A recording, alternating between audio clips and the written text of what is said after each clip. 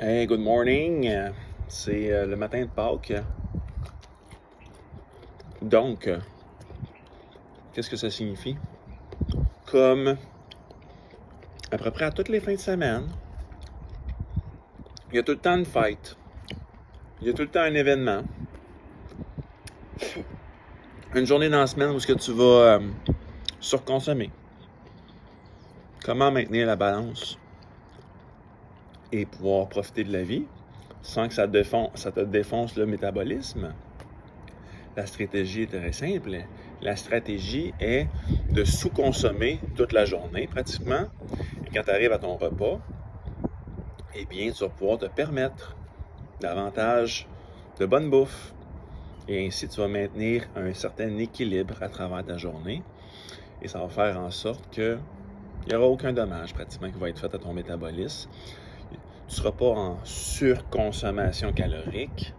Évidemment, tu essaies de faire des choix sains, des choix conscients lors de ces repas-là pour, évidemment, pas abuser des bonnes choses, pas te défoncer le pancréas, te défoncer le foie et compagnie. Et ça va faire en sorte que, à la fin de la journée, tu vas te sentir bien et tu vas passer à travers une autre journée où ce qui aurait pu, comment je pourrais dire ça, où ce que tu te sens pas bien.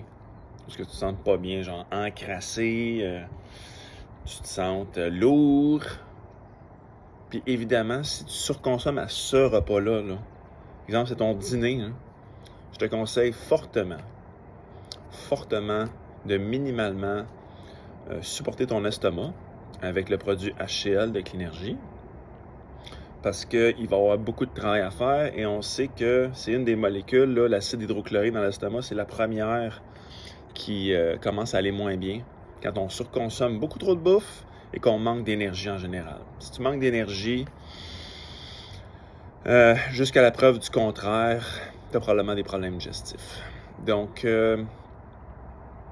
en résumé, petite conversation ici, là, pendant que je mangeais un peu de peau de noix de coco. Tu sais que tu vas avoir un événement où ce que un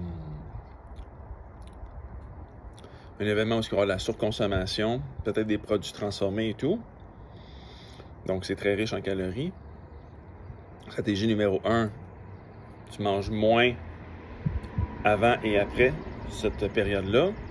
Et stratégie numéro 2 aussi, tu peux aller faire de l'activité physique pour faire en sorte que tes tissus soient comme des éponges, comme mets-en des nutriments. Nous autres là, on s'est fait dénutrir, on est vide, on est capable d'en prendre.